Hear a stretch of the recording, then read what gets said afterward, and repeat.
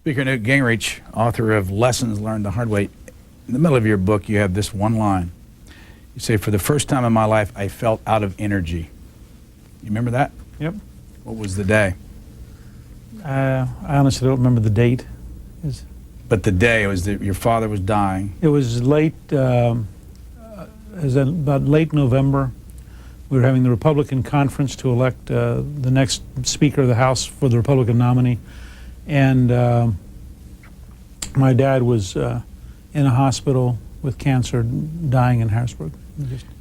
But for the first time in your life, you felt out of energy. Yeah, I just felt like, I mean, I've been very lucky all my life. I'm sort of like a 4-year-old who gets up every morning and bounces around looking for the cookies, knowing that somewhere life will be good. And I just sort of finally began to wear down. But at that time in your life, what was adding to this drain? Well, I think part of it was that we'd gone through the contract with America, winning control in '94, implementing the contract, all the struggles over the last couple of years, very tough campaign in '96, and then we had the issue over the Ethics Committee, and the combination of all of it was just overwhelming. It was sort of like eventually you just sort of wore out. What's the purpose of this book? Well, I think the number one thing is to be a report. Lessons Learned the Hard Way is my effort to report to all the different people in America who really believe that we ought to have the kind of reforms we're working on, and to say, here's what's worked so far, here's what hasn't worked, and here are some things we have to learn in order to be more effective. You know, we haven't had a conservative governing system since the 1920s, and so I think being the majority, trying to govern, is different than being in opposition and being the minority. And I tried to share there in a very honest way what we've learned over the last 3 years. Everybody wants me to ask you about this picture. Okay. It's down near the Chattahoochee River in Cobb County, Georgia. And that's sort of what I look like, although I think, in all fairness, HarperCollins got a very good photographer, and he took about 300 pictures, and that was the one that worked. And what were you trying to do with the picture? I think communicate just in a relaxed way that, you know, you can go through a lot in life, and if you're willing to bounce back and you're willing to keep learning, you just keep moving forward. That, you know, I really do view life about as cheerfully as that picture indicates. In the book, you talk a lot about the media, and I want to take some time and have you flush all this out. Let me read back to you what you said here. Learn to keep your mouth shut, one of the chapters. Every honest citizen in this country knows that people who produce television, films, and most of the major daily newspapers are overwhelmingly liberal. Expand on that. Well, it's just there's been surveys done by Lecter and others that indicate that, you know, 89% voted from McGovern, something that I think 90% or more voted for Clinton. That's just an objective fact. That when you look at who they are, it's not meant as a condemnation. It's meant as an observation that if you ask them their basic values, they tend to fit the profile of somebody who's pretty liberal. What impact does that have then on the country? Well, part of it is that the reporters are collectively liberal enough that they don't even think of it as a bias. They think of it as natural. And so you have a tendency to cover stories from a certain angle and with a certain bias, I think. You say that if you are not only in power but conservative, the press's scrutiny is usually both intense and hostile. I think there's a working assumption if you are a conservative that you'll have a harder time getting good press and an easier time getting bad press than would be true if you were liberal. And I think if you think about the network of social relationships and the network of past jobs, that particularly in the elite media. It's not as true in small-town America anymore, or it's not as true of younger reporters. But if you take the reporters who grew up in the Watergate, Vietnam War era, I think it's a pretty clear and consistent pattern. In your book, you say that you stopped watching the Sunday shows. Yeah, I think part of it was I find them to be very, very tactical. They're very narrowly focused on this week's gossip. And they have a lot of people who are more self-important than they are knowledgeable, and I don't learn very much from them. I don't find them very helpful. They're not very thought-provoking. Have you stopped going on them? No, I go on them when it's useful to do so, and I try to be direct and interesting. But if you go through 27 consecutive weeks of sex, I don't think that has anything to do with governing. I don't think it has anything to do with solving problems. And there's a sort of negative tone, if you watch them for a while, that is just sort of an automatically critical, automatically know-it-all. And it doesn't strike me as very helpful. I think this country needs to solve problems and talk about big ideas like saving Social Security. We don't need the kind of gossipy, nitpicking, very narrow kind of focus that you all too often get nowadays on the Sunday shows. Were they always that way, in your experience? I don't think so. You know, I grew up in a world where Alan Drury's Advise and Consent was one of the great novels of Capitol Hill. And I think prior to Watergate, there really was a relationship between the press and power that was challenging, but it wasn't adversarial. I think that people like Arthur Kroc and Walter Lippmann had a much greater tendency to sit around with politicians. They knew more about what was going on. There was a more trusting relationship about talking. And so they could talk with a different quality, I think, of judgment. The modern adversarial relationship means that the reporters usually are outside the room. I mean, the truth is they don't know what's going on most of the time. And so but they have to say they know what's going on, because otherwise how do they justify being on the show? And so you have a much more distant and I think a much less informed approach. You mentioned the 27 weeks talking about sex. Are you alluding to the current atmosphere? Well, just the whole, I mean, from Lewinsky through Jones, you get tired of it all. I mean, in the long, great future of America, that will sort itself out when Judge Starr reports. And we ought to be focusing on winning the war on drugs, on educational reform, because our kids are being cheated and we're not going to be able to compete in the world market if we don't get better education. We ought to focus on saving Social Security. We ought to focus on modernizing government. There are big things we should be doing. And if you were to take the last 100 hours of Sunday talk shows, you'd find sadly little time spent on the big things and an enormous amount of time spent on little things. What would you say to the people running those shows if they said, but our audience ratings are up? We sell more advertising at more money, and the show's more successful. Well, they say, fine. I mean, they're commercial television. That's what they do. And I just say, I'm not going to watch them. You ask why I didn't watch them.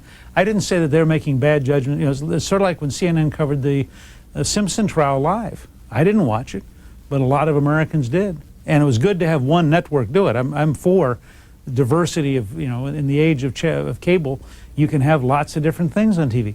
I just don't find it very helpful, and frankly, it makes C-SPAN more important because it's one of the places, you know, when we do, I noticed when we did a series of hearings on Ways and Means on the idea of saving Social Security and having a retirement commission, you know, that entire hearing will be there. So you're going to hear Bob Dole live, and you're going to hear the Generation X younger people live, and you're going to get a chat or on tape, but you get an unedited, positive view of a serious discussion about an issue the size of saving Social Security.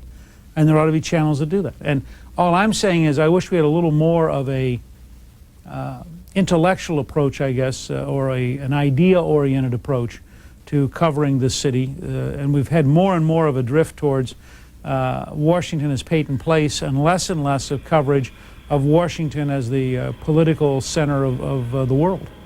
You talk about it in your book. You say in 1995 we were understandably feeling very high as a result of our victory, and you go on to say, moreover, talking about the president, he and others in the White House seemed to be implicated in various scandals and were potentially in danger of trouble with the law. What's happened since '95, in your opinion, with the president? Well, I think that's just expanded and grown. I mean, I think that it's been a very, very long-running story, and we won't know much about it until Judge Starr reports.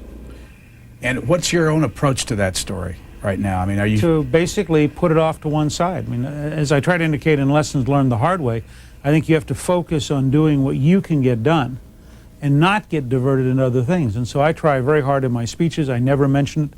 I try in interviews, I normally just say, that's over there. We'll get to it when Judge Starr reports. And I think our job is to focus on saving Social Security or cutting taxes or modernizing government or fighting the war on drugs, and let that other stuff be developed in the judicial system where it is, and not get it into the political system. So recently when you saw the reports about you having meetings and all that kind of stuff, planning it, was that overblown? Planning the possible hearings? There's a fiduciary obligation of the Congress. Judge Starr has indicated that he is going to close down the grand jury in Little Rock in about 6 weeks. There is a very real possibility under the Independent Counsel Act he will submit documents to the Congress at that point. We have to take steps to make sure that the secrecy of the grand jury is kept, and that things that's supposed to stay secret stay secret. And so Chairman Henry Hyde of the Judiciary Committee had asked to meet with me to talk about how do we do this right, and we've asked both Chairman Hyde, and he and I have asked Congressman Jim Rogan, who is a former judge and former prosecutor, to do a review of the correct procedures. And that's the most we're doing. We want to be prepared if Judge Starr decides to do something so that we can at least professionally receive the information in an appropriate manner. That is the most we have done up to this stage. Speaker Gingrich, looking back on your speakership, what surprised you? How big it is, how complicated, and how constant the pressure is every day. I mean, somebody wants something every 90 seconds. And often two people want the opposite things every 90 seconds.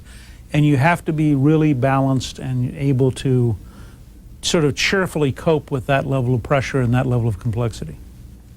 There are times that you say in the book where you just, you felt you were kind of in the middle of 1997, that you were in a fog. What caused that? Well, I mean, part of why I wrote Lessons Learned the Hard Way is because I really had a feeling that I needed to stop and I needed to think through what I had learned to sort of catch my breath and really get an understanding of what was going on. And I think part of it, by the summer of '97, I was just tired. And we had, I think, as amazing a run as any legislative group that I know of in American history. It had 3.5 years that were remarkable in terms of how far we'd come, how fast we'd come. And we needed to take a deep breath and back off. And frankly, when the president signed the Balanced Budget Act with the tax cuts and with Medicare being saved in it, and Marianne and I were able to get on the Blue Ridge Parkway and spend about a week driving down the parkway, staying at bed and breakfast, doing nothing, I began to sort of come out of that. But there was a period there when I just had to get the next thing done, and then I had to get the next thing done, and I could never take the time and energy to reorient myself. And then it began to gradually come together again. What did you change?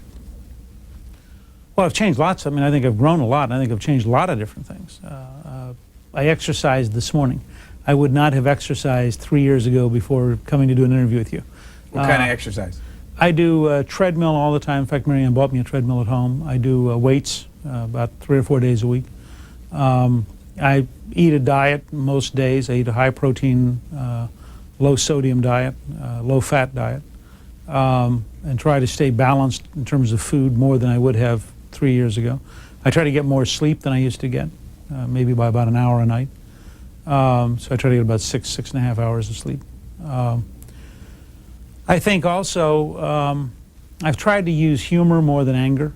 I think I've learned the hard way that in this particular job, you have so many opportunities every day to get angry that it's self-destructive. I mean, you need to just relax and recognize, somebody else will be in the door in 90 seconds with a new problem, and that's why you're there. They're not causing you a problem.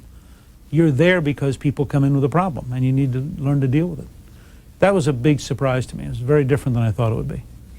I've got a list over here of where you're going on this book tour, and it doesn't quit. Why do you do all that? Well, partly to sell books. I mean, partly to go out and free enterprise. I'm middle class. I have no real personal wealth. Partly because it gets a message out. It lets you out. As you know, the last chapter of Lessons Learned the Hard Way talks about our 4 goals for a generation and talks about the ideas of winning the war on drugs and reforming education and saving Social Security and then modernizing government and lowering taxes. A book tour is a great opportunity to go out and talk about ideas and get local attention and see a lot of people. And I think it'll be a pretty effective way to spend a couple weeks and really get the message across all over the country. And again, when you travel and you speak so much, have you changed your habits there? Yeah, I think for one thing, my speeches, I basically ignore President Clinton and I ignore the Democrats. My speeches now are almost entirely, here are the things we need to solve and here's where we need to go as a country. They're almost totally positive. Partly because I think people really see us now as the governing party. They see the Republicans in charge of the House and the Senate. There are 32 Republican governors around the country. And so people want to know from us, don't tell us what's wrong with the other guy. Tell us where you're going. And I think that's frustrated some of our conservative activists, but I think most Americans like the idea that, I'm going to talk a lot about creating a Social Security Plus account using the surplus so that every American who pays a FICA tax has a Social Security savings account in addition to the Social Security system. Well, that's a big idea. That's worth a long speech. And I think that's a lot better than picking a fight with President Clinton or having 5 nasty things to say about Democrats. So I'm much less partisan in the day-to-day speech sense, although I think our ideas are very big ideas and they're the logical follow-on to Contract with America.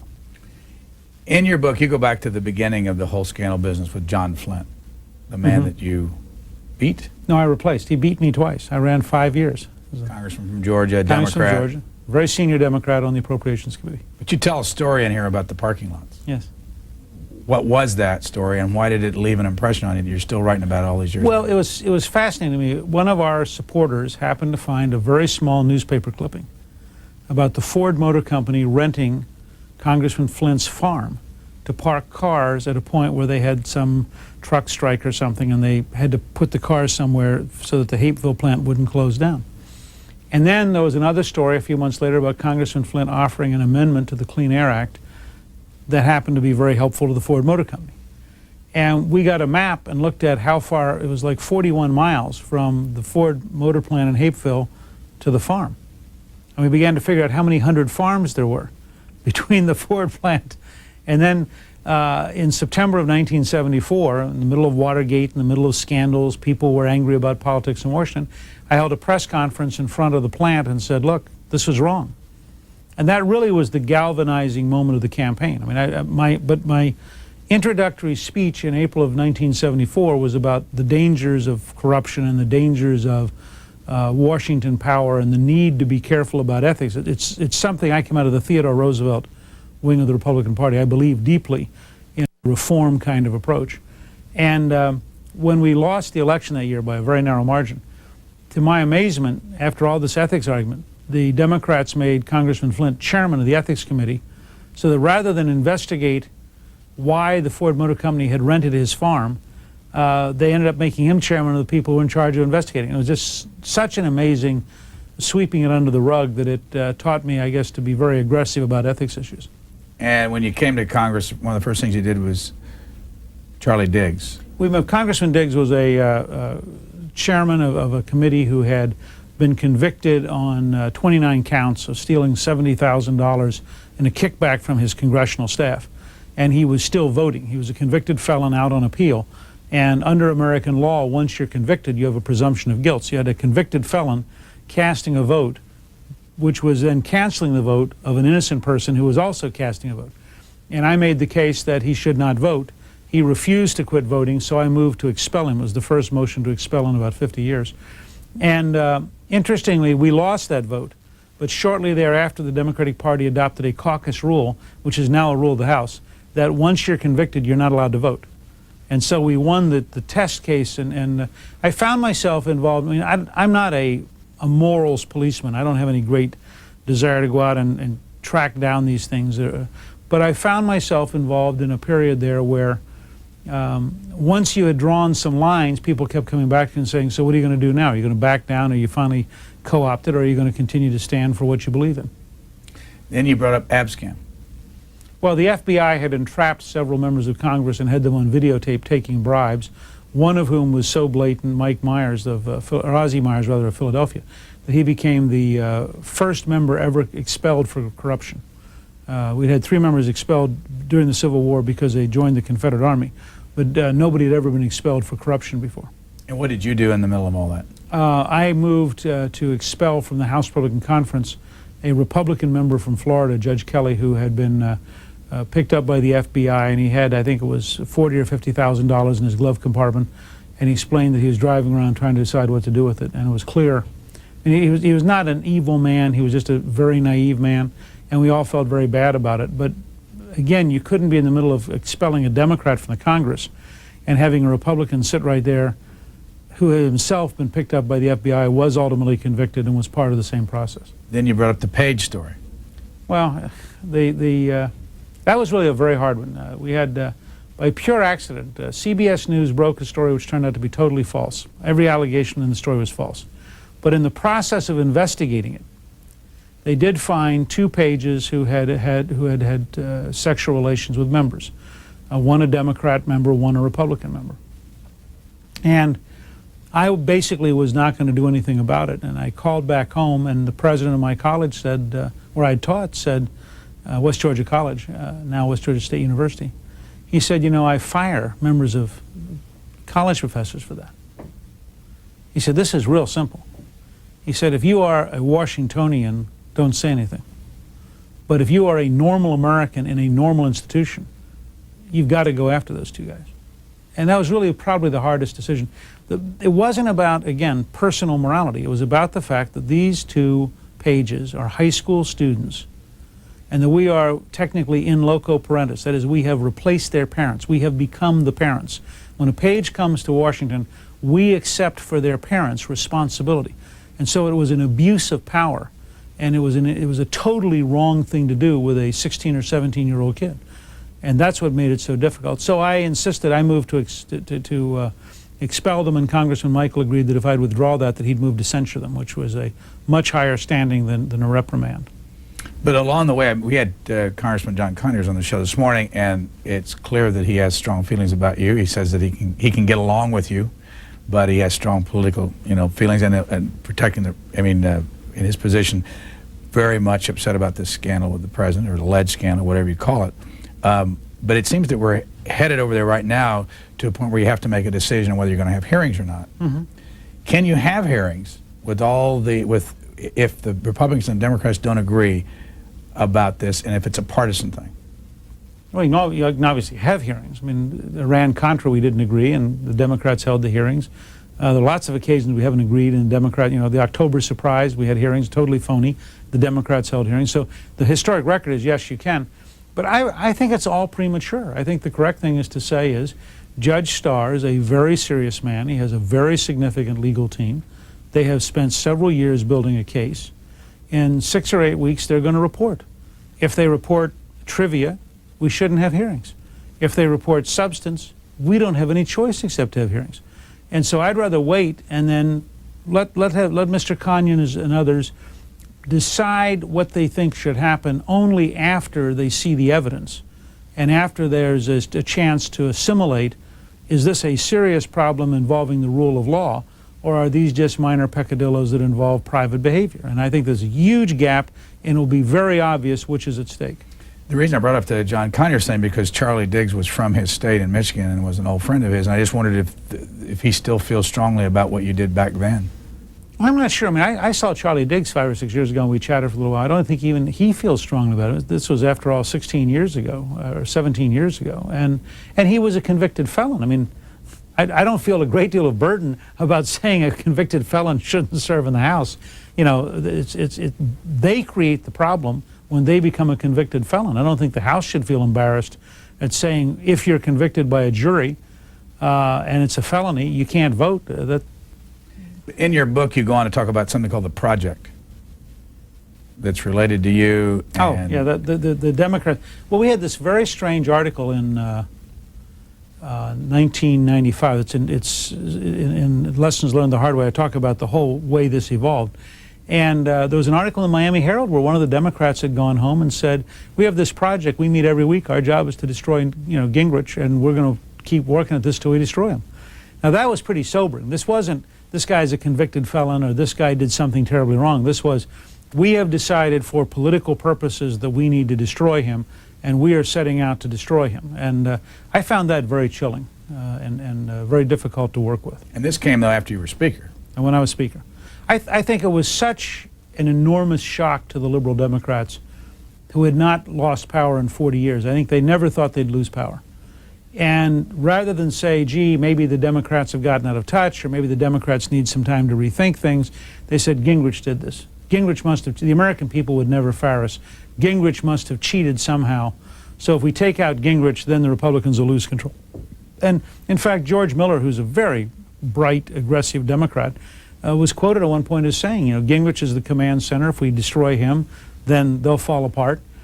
Well, that's a pretty rough level of politics. I mean, I think the idea of destroying people, it's one thing to say, you've done something wrong and therefore I'm forced to take action, which I respect in either party. It's another thing to say, we think, it's like breaking the leg of the quarterback in order to win the football game. I mean, I think that's a pretty ruthless way to play, and I think that and at the level of political power, it's very dangerous for this society to start down a road of saying, I don't like you, so I'm going to destroy you, rather than I'm going to fight your ideas or I'm going to disagree with you politically. I think the evidence is pretty clear that there was a significant faction of the Democratic Party that worked on a pretty serious basis for almost 2 years to try to eliminate me. Before you got to be Speaker, then there was this Freddie St. Germain story you tell about in the book. At least you read Lessons Learned the Hard Way all the way through. I'm going to give you high credit here. Congressman St. Germain was the chairman of the banking committee under the Democrats, and the amazing story there was that he had actually been given a credit card by the savings and loan lobbyist. I mean, it wasn't like the lobbyist took him out to dinner or the lobbyist took him on a nice weekend trip. The lobbyist gave him his credit card. And he was going around town charging meals and taking his friends out and doing whatever he wanted to. And the ethics committee just smothered it. They put it under the rug and wouldn't deal with it. So Bob Walker and I waged a 3-year campaign. We did not succeed on this one. We waged a 3-year campaign just to get people to realize you can't have the banking chairman owned by a lobbyist. I mean, there's something profoundly wrong. And by the way, while Freddie St. Germain was chairman is when the savings and loan scandal blew up, which ultimately cost the taxpayers billions of dollars. And so the very savings and loan lobbyist who was protecting the savings and loans from being investigated while they went broke at taxpayer expense was taking care of the banking chairman with a credit card. You couldn't have written a novel that would have had a more bizarre chapter. Cynicism is corrosive of everything that our Constitution was meant to stand for and hence of our very democratic system. Cynicism, the word keeps coming up all the time when people talk about this town these days. Why? Well, I think it has become cynical, and I think it's very frightening to me. There's a wonderful scene Catherine Drinker Bowen wrote about the Constitutional Convention. She described her book as Miracle in Philadelphia. And she was attacked by the academic liberals for being romantic. And she wrote Bernard DeVoto, who was the greatest American historian of that generation, and she said, you know, the reason I wrote about Jefferson and Franklin and Washington and Madison in a romantic way is because it was romantic. You cannot explain how these people wrote the Constitution in 55 days without realizing that it was a miracle and that it shouldn't, there's no rational reason for it to happen. Well, I think that at some level you got to say that about free government. I mean, politics is the sublimation of civil war by orderly means. And it's very difficult. And we're the most powerful nation in the world, so the pressures on Washington are very difficult. And yet, we are about one of the great miracles of human experience, that we're endowed by our Creator, that all of us have equal rights. I keep reminding people, and every time I get sworn in as Speaker now, twice, I remind people, every person there is elected by a free people. So whether you're a liberal Democrat or you're a socialist like Bernie Sanders or you're the most conservative Republican, Ron Paul, who's a total libertarian, you have the total right to represent what you believe in. And sometimes that means you can be obnoxious, and sometimes it means you can be argumentative, and sometimes it means you can be stubborn. And we have to find a way to live with each other under those pressures. And when you start getting cynical, the cynicism erodes all the human ties that bind us together. And that's, I think, very dangerous in a free society. It's one of the reasons I'm for the Social Security Plus account, because young people today, more young people today, believe in UFOs than believe they'll get Social Security. So they're paying 10, 12% out of their paycheck for something they think they'll never see. That creates cynicism. And one of the reasons I want them to have a personal Social Security Plus account, which I discuss in the last chapter of Lessons Learned the Hard Way, is because I want them to be able to see every quarter their report on how their money's doing, so that they have a sense of, hey, this is a good contract. If I work hard, I'm going to win. Because I think cynicism undermines the whole process of how American culture works. What do you say to those that are cynical about what you all did over there with the campaign finance bill? That I think we should have been more clear in our position, that we should have been more direct about what we were doing. We did pass 2 pieces of campaign finance reform. They were small, but they were real. But I think we should probably have taken on the liberals more aggressively 3 months ago and said flatly that until you're prepared to deal with the unions, where we have Congressman Hoekstra has an investigation into the corruption of the Teamsters Union, until you're prepared to deal with foreign illegal contributions to Clinton and Gore, and the Democrats have been acting like defense attorneys for the White House instead of helping us get at the truth in that case, and until we're prepared, frankly, to deal with the danger of millionaires buying the country. I mean, the specter of Jane Harman and Al Checky spending millions each. I think Harman may spend 40 or 50 million. Checky may spend 100 million to try to buy the California governorship.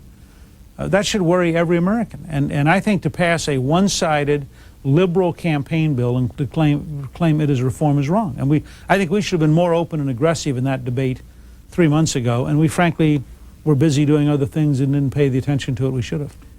Do you think it'll ever come to the time, or should it ever come to the time, where the money, the big money in the political game is gone? No, I think in a free society it's impossible. In the first place, under the right of free speech, millionaires can do what Ross Perot did, what Steve Forbes did. You know, Steve Forbes outspent Bob Dole by 5-1 in Iowa.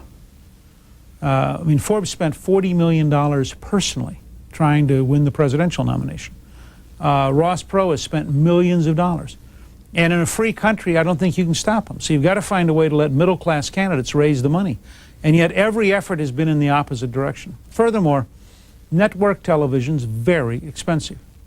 30 seconds on the Super Bowl cost $1,200,000. Common Cause would cap congressional races at $600,000. Now, how can you talk about 2 congressional races being 30 seconds on the Super Bowl?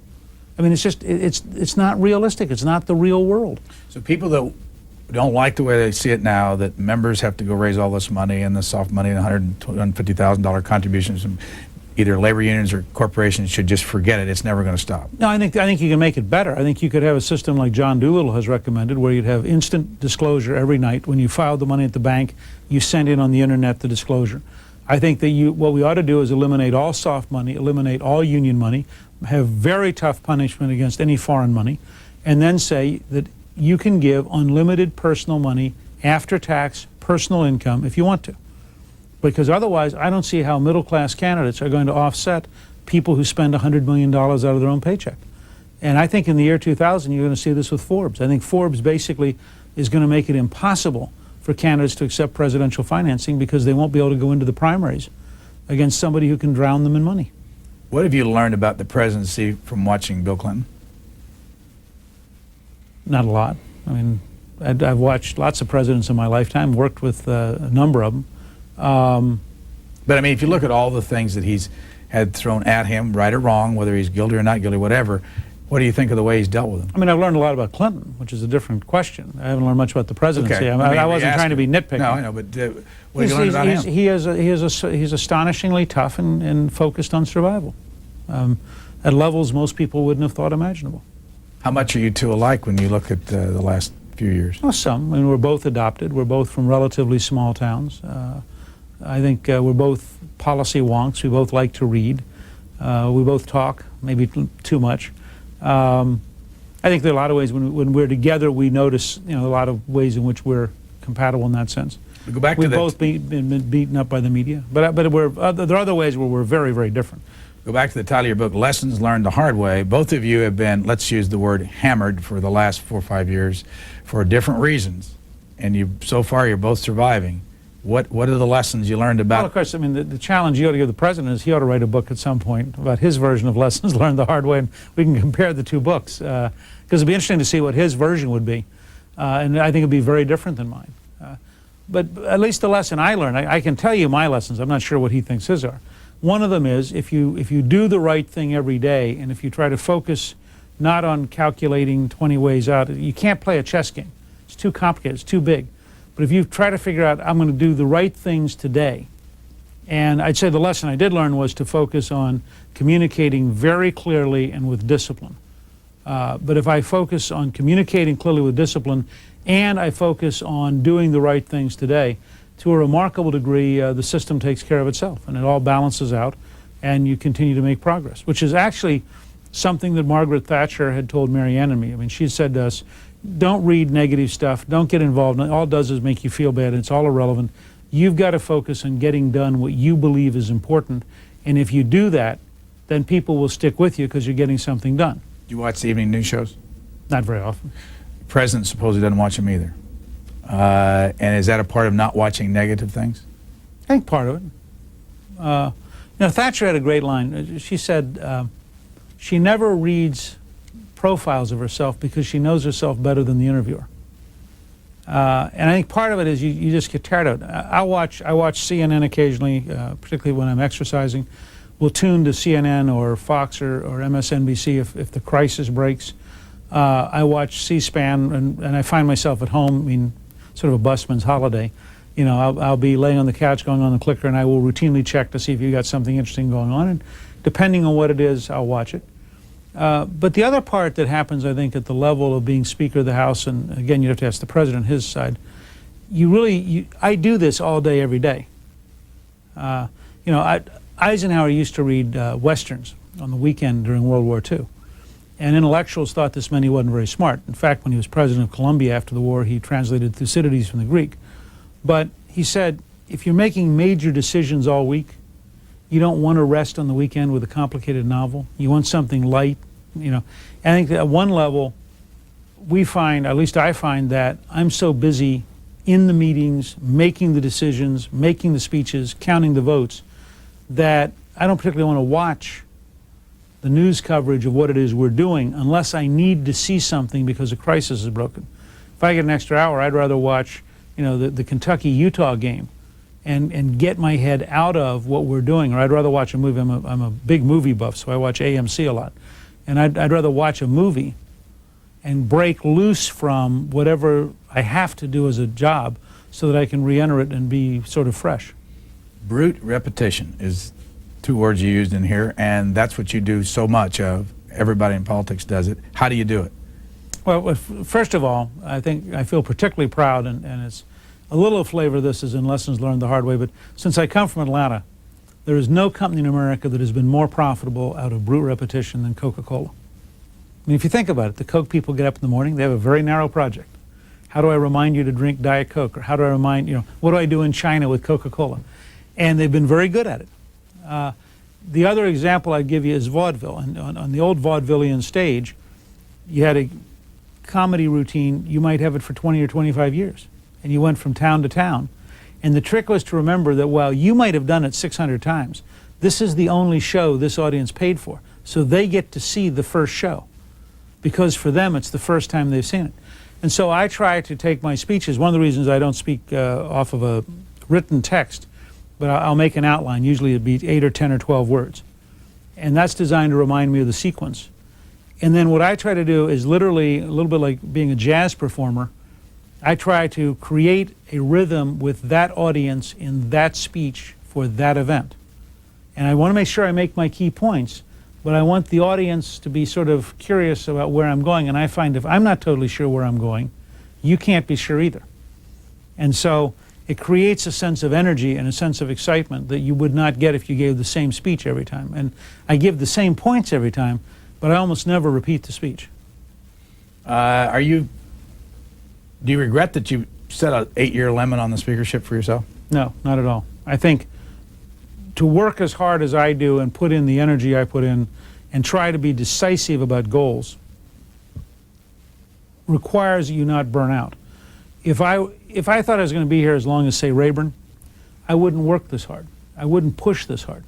But because I know I've got 8 years to make a mark, and we picked it because that's what presidents get. Presidents can get 2 terms, we can get 4 terms, but 8 years struck me as a pretty good, it's twice as long as a chief of staff of the Army or the chief of naval operations gets. They only get 4 years. So 8 years is a pretty good bite. And what it's done is it forced us to start with a contract. We now have 4 goals for a generation, which we discuss in Lessons Learned the Hard Way. If we can get that done, then I may have one last set of goals before I leave. But it allows me to really focus in and say, I've got to make this week count because I have a limited amount. And I think that's pretty healthy. I think I would really burn out if I tried to stay much beyond 8 years. So when do you decide if you want to go for the presidency? Probably Marianne and I'll talk at Labor Day of '99. I don't think until then. I'm going to focus on doing my job and focus on communicating the 4 goals for a generation and try to really be an effective speaker. And then we'll sit down probably, which is, by the way, exactly when the Clintons sat down in 1991, was Labor Day of 1991. Now, if you look at the job of the presidency now compared to what your job is up on the Hill, what does the presidency have that the speaker doesn't? Bigger pulpit. That's the biggest single advantage. You can focus attention more systematically, and they have a veto pen. I mean, one of the lessons we learned the hard way in '95 is if we had a Republican president who would sign a real tax reform, so you could either get a flat tax or a sales tax and eliminate the current code, who would sign litigation reform, who would sign a modern personal Social Security system, who would sign scholarships for children so poor children weren't trapped in bad schools, who would really manage the war on drugs to win it decisively in 2 or 3 years. I mean, a Republican president would make a very big difference. And if it was somebody who could work with Trent and me, the three of us would get an immense amount done between now and 2004, 2008 in the presidency. And I could leave in 2002, having really had a very dynamic 2 years of actually implementing into law the core of the changes that a liberal Democrat would stop. You going through all those scandals you talk about, we didn't even get to the Jim Wright stuff, and the reason why I mentioned that is that if you look at the possibility of running for president, does it worry you at all, watching what's happened to President Clinton, that they wouldn't do the same thing to you? I think they might try, but I think they've already tried. I mean, I'm probably as battered as any non-president in American history. But I'm thinking about personal lawsuits and things like that. Does that worry you at all? I mean, I'm not a person who worries. I mean, I think that, I've lived through periods when we had real opponents trying to, as you mentioned the Jim Wright period. I mean, we went through a period there, Marianne and I did, where we knew we were under investigation. Every single charge was false. We were exonerated totally by the Ethics Committee, but it was a very difficult 18 months. And so I've been battered a lot over the years. I think you can't serve your country and be afraid. I mean, you've got to decide every day, you'll do your duty, you'll do the right thing, and then it's up to God and the American people what happens. Otherwise, you just would become useless. When it comes to your own ethics things that you went through, do you have much debt beyond what we know about that you had to pay the $300,000? No, I don't have any debt beyond that. I just have to pay. I agreed to reimburse the House, partly to set a standard of responsibility and accountability. I clearly made a mistake in signing 2 letters that were inaccurate, and that's really the core of the case, that the 2 letters were inaccurate. And you explain all that in the book. Yeah, and we had that vetted by lawyers and vetted by members of the Ethics Committee. I think it's a very fair, very accurate portrait. But it cost the House about $300,000 to investigate these 2 letters that should not have been submitted because they were inaccurate. And so I wanted to set a standard that I think is a little different than some other people in this city. And I said, look, and Mary and I talked this out at great length because it's her money too. I mean, this is a family decision. And we said we wanted to do the right thing, that the only way we would stay in public life was to be able to look people in the eye and say, when I make a mistake, I bear the responsibility and I don't make the taxpayer pay for my mistake. And I think that it was the right standard to set, and I'm frankly proud of having set it. I look back, I'm furious about having signed the 2 letters, and I really feel like that was just an inexcusable mistake on my part, and it was inexcusable on my lawyer's part. But that's neither here nor there. The mistake was made. I was responsible. I should have caught it. And so I'm going to bear the responsibility personally. And I think that's the right standard of accountability that we ought to have in public life. What arrangement have you made with this book with HarperCollins that you didn't? I mean, last time you took the advance, and then you. No, I didn't. I didn't take the advance. I know, and then you decided not to. But what did you do with this one?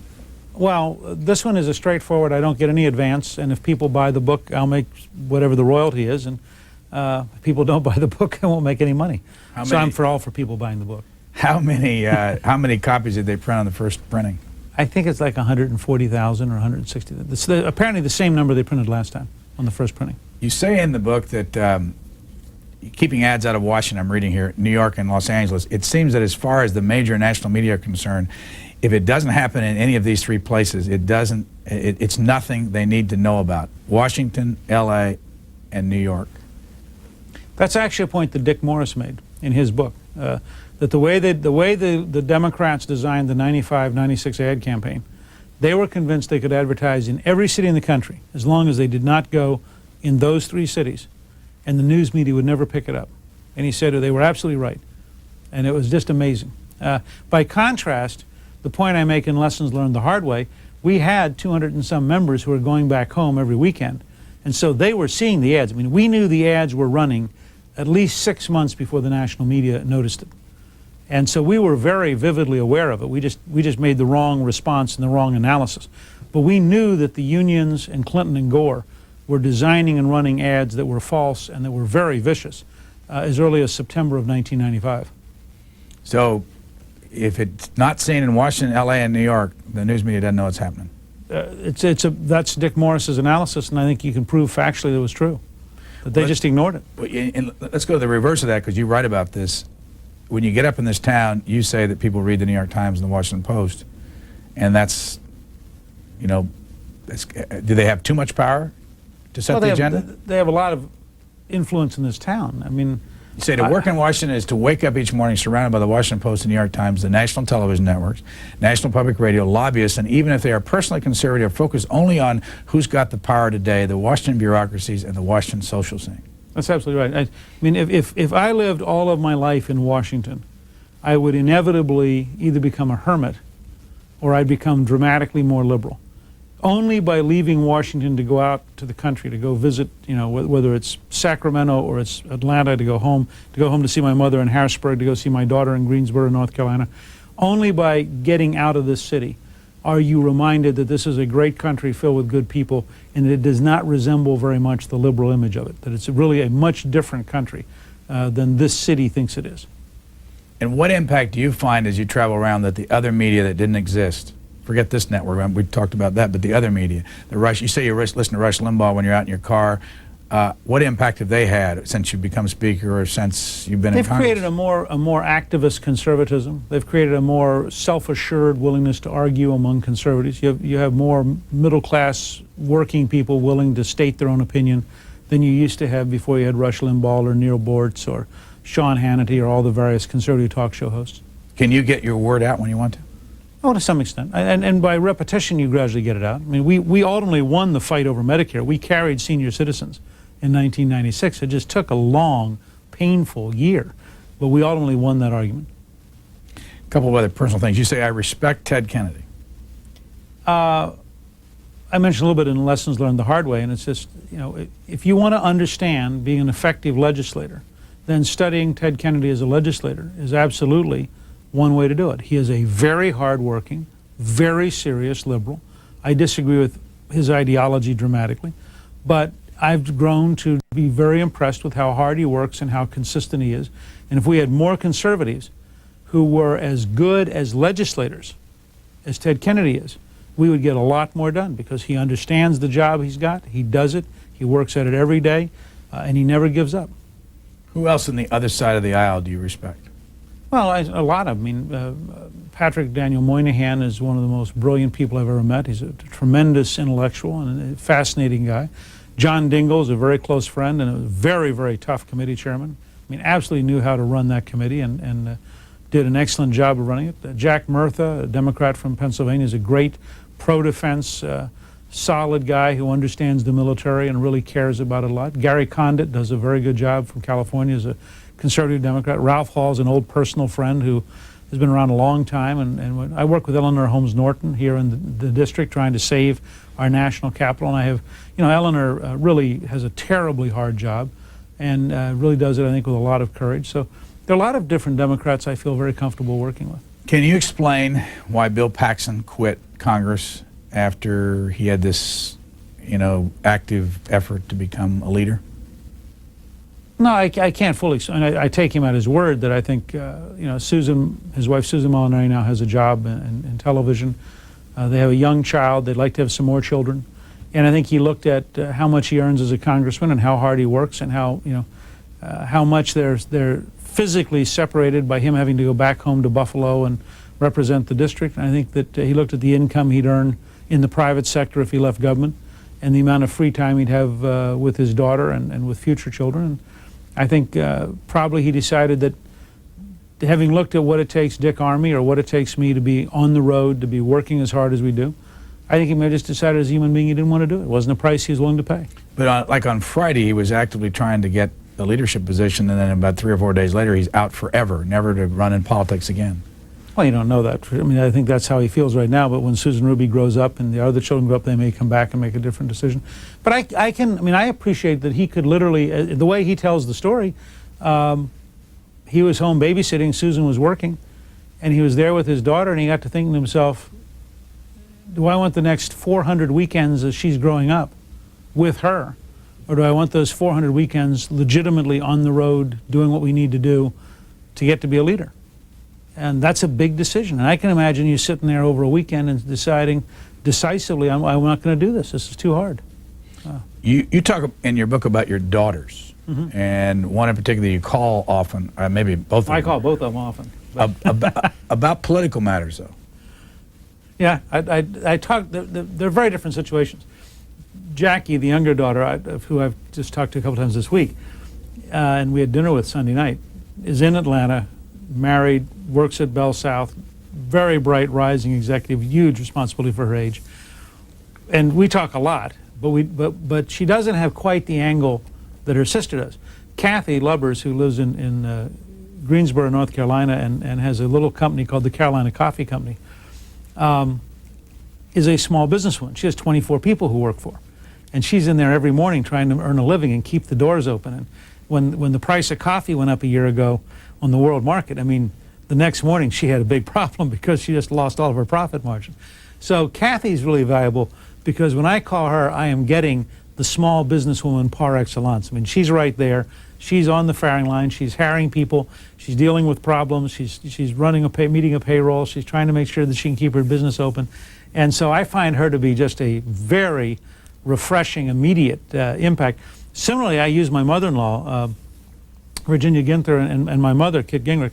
I'll call them particularly on senior citizen matters, but also just common sense matters. And sometimes what you need in this city, 23 experts in a row and 5 New York Times editorials later, and you are out on a limb that makes no sense at all if you apply common sense. And so I find I sometimes can cut through all the baloney if I call one of those folks and say to them, now, does this make sense to you? I mean, what do you think this will mean? And Kathy in particular is very good at thinking about politics and giving me some answers that are very straight and very common sense. Are you politically on the same wavelength, the two daughters? I'm not totally sure. I know Kathy's actively pro-choice, and she's a pro-choice Republican, was part of that caucus, worked with people like Governor Whitman. But she's very fiscally conservative and very small business in her attitudes. Jackie Sue and I would say, are broadly compatible. And again, we just haven't talked, we don't sit around and talk about what you think of as politics in a normal sense. But I'll call about things, in Kathy's case, one of the stories I tell in Lessons Learned the Hard Way, that's an absolutely true story, is I called she and my mother-in-law about the proposed gas tax increase. And I said, you know, does this make any sense to you? And they were both so funny about it that by the end of the conversation, you went, well, this one isn't going to, you know this won't work. And then in Kathy's case, I called her about green cards for immigrants because President Clinton had recommended to be an attorney general a woman who had hired 2 illegal immigrants who did not have green cards, and she didn't pay Social Security tax on them. And I called Kathy and I said, in your business, how big a, you know, the Washington circles are saying, well, it's not a big deal. And she said, you know, are you crazy? She said, if I don't have a green card on somebody who's working here, I won't hire them. She said, I have 1 Argentine and 1 Russian working for me, and they had to bring their green card in. And she said, and I pay Social Security tax before I pay my own salary. She said, what do you mean this is not a big deal? And it was very helpful because in a free country, the rule of law is paramount. It's the only thing that binds us. And every small business in the country knew that the president had proposed an attorney general who had broken the law. Now, how can you have a law-breaking chief law officer? And I think that for me, I mean, after I talked to Kathy, I held a press conference about 2 hours later and said that they had to withdraw her name from nomination, that it was unacceptable and that we had to defeat it. And 4 days later, they withdrew it. You retell the story in your book about your mother and Connie Chung. What kind of fallout is left from that event? Does your mother ever talk to the press again? My mother does occasionally. Particularly, she has a couple of radio talk show hosts she likes down in Tampa that call her, I think, once a week and chat with her. But it was very painful for my mother, and in Lessons Learned the Hard Way, it was a sad lesson for her to learn because she's a very trusting woman. She'd never been in public life. She was very proud of her son. Here it was between the election and my becoming speaker. My dad liked Connie Chung enough that she even baked a pineapple upside down cake for her and really went out of his way. And as an Army officer who'd served in Vietnam, he was very distrustful of the press. And I felt really sad about it because it was supposed to be, you know, a great weekend for my mother when I was sworn in. It was supposed to be a really high point in her life, and I think there was a lot of sourness and sadness when CBS broke that story. And I thought it was kind of malicious when they broke it, because they were showing a total lack of any personal taste. And I think, and everybody I think now agrees, when you saw the full tape, they showed a real lack of journalistic ethics. I mean, the fact was that my mother was promised that this was secret, and that Connie just wanted to know her personal opinion. And my mother trusted this woman sitting across from her, and it was really sad. I mean, again, I like reporters as individuals, and I'm willing for it to be a rough and tumble business, because that's the nature of a free society. But I felt really sad to see a very highly paid professional take advantage of a retired woman who was just talking about her son and who really wanted to just be a good friend. In your last book, when we talked to you, you had a laptop computer you said you wrote it on. How'd you do this one? The same way. I used a Gateway 2000 and sat down and banged away. You know, it would take vastly longer to try to write one of these on a typewriter, or to try to write it by hand. And when did you write it? When did you finish it? We finished it in December. I took about three and a half weeks, and the way I work on a book is, this is my fourth book, and the way I work on a book is I'll get a general idea, then I will outline like crazy for weeks, and every time I have a thought I'll just write it down, and then once I've got the whole outline done, I'll block in some time, and Marianne will sort of make coffee, and you know, every once in a while food will show up, and I'll start typing, and I'll take about an hour and a half off to exercise, and other than that I'll just write straight through for 4 or 5, 6 days at a time, and try to get it all done as fast as I can in a rough first draft, and then go back and re-edit and clean up as fast as we can. One new name that pops up in this book is Midge Decter. Mm-hmm.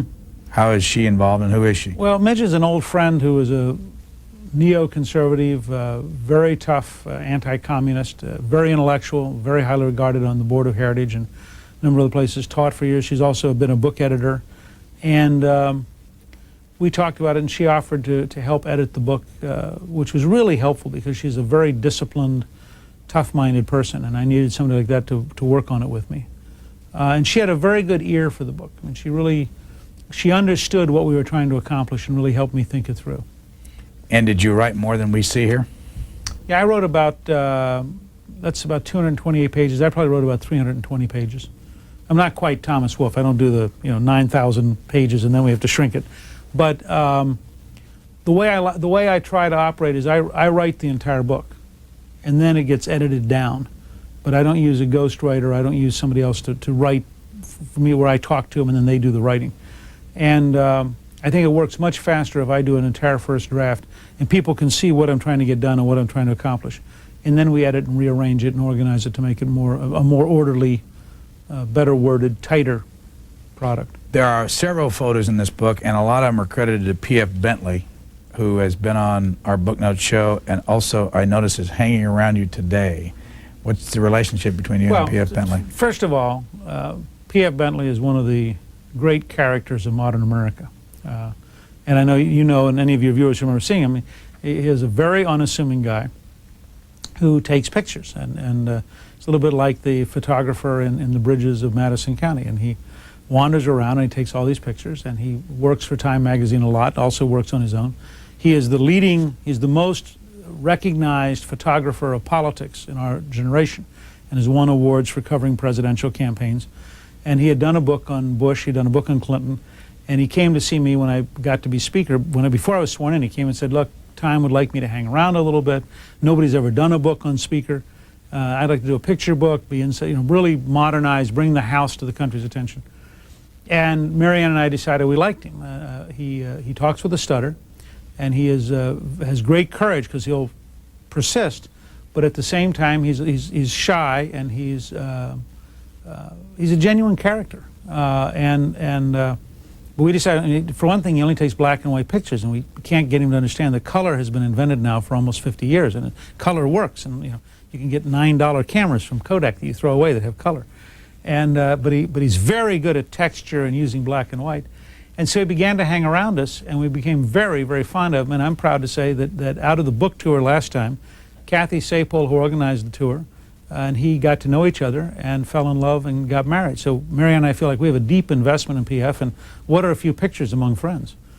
Here's the cover of the book by Speaker Newt Gingrich. You can tell PF didn't take the cover picture, so it's in color. It's in color. Lessons learned the hard way. Thank you, Mr. Speaker. Thank you.